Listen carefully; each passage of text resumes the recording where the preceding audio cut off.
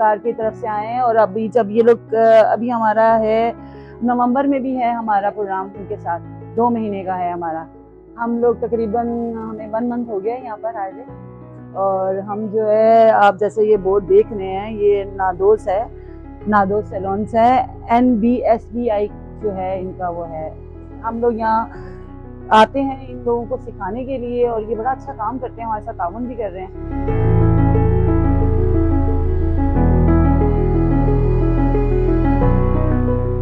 मैं सीख चुकी हूँ, सीख रही हूँ।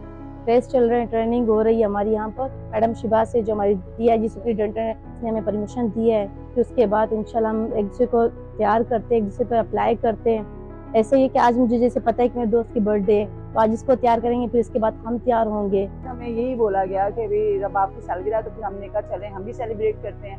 फिर आज हम रबाब के ऊपर ज़्यादा फोकस कर रहे हैं कि रबाब को कल हमने मैनीक्योर पेडिक्योर हमने कल रबाब का किया था, आज हम इनका मेकअप कर रहे हैं। पूरी सर्विस भी पहले दी है हमने रबाब को।